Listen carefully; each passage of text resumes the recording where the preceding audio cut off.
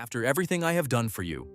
If you have ever heard that sentence or felt it building in your own chest before you said it, you already know exactly what this video is about. There is a specific kind of guilt that runs almost entirely through money. It shows up between parents and adult children. Between siblings splitting a bill nobody agreed to split evenly. Between you and the version of yourself who keeps paying for things you cannot really afford, for people you love, while your own accounts quietly fall behind. It has a name. Nobody uses it.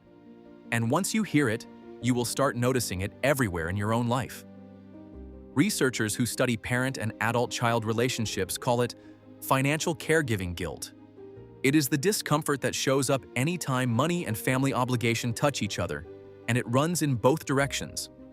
Parents feel it when they cannot give their adult children what they believe a good parent should provide.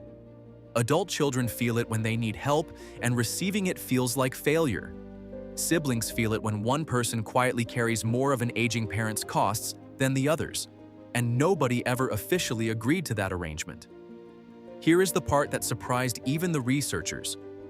A study out of the Education University of Hong Kong tracked parents and adult children over 2 weeks and found something almost nobody expects.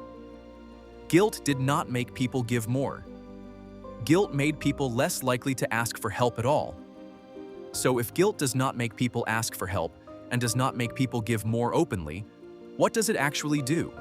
It makes the money move quietly instead. The adult child does not ask their parents directly for support.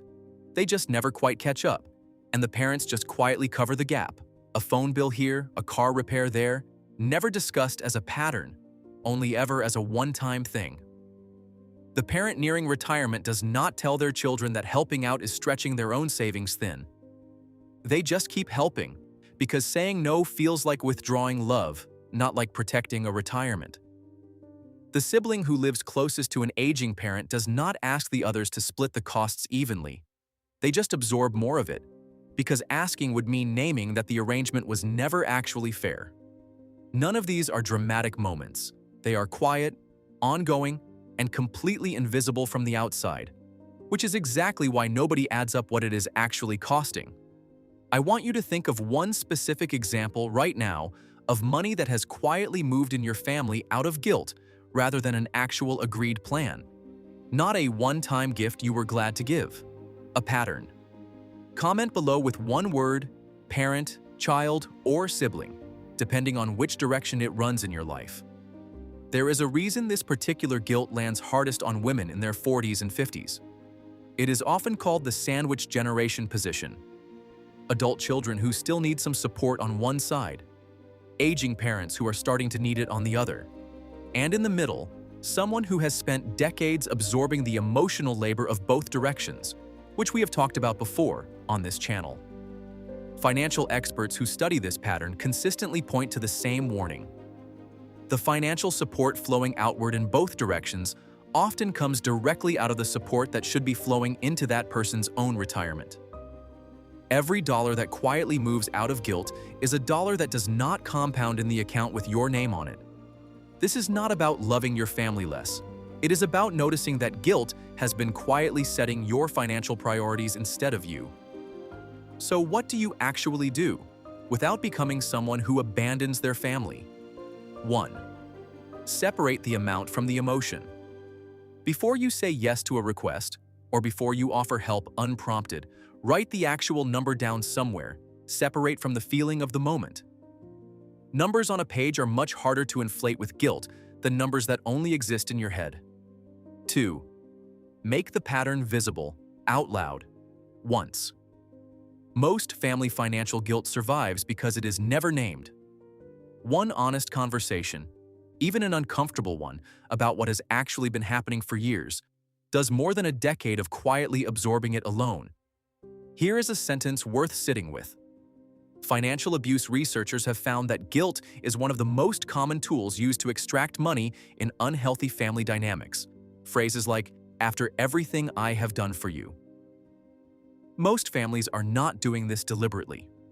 But the same guilt mechanism is running underneath even in loving, well-meaning families. 3. Protect one number before anyone else's request touches it.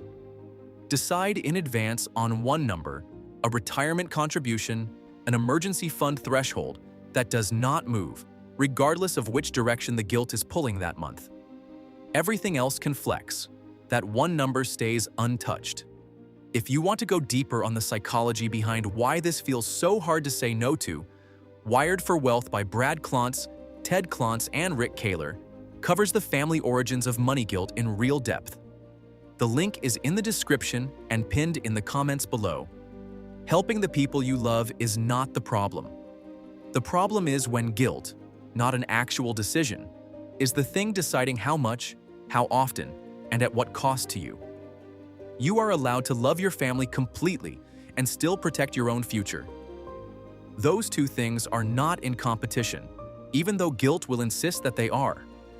Save this if it names something you have never said out loud. Subscribe if you are tired of knowing what to do and still not doing it.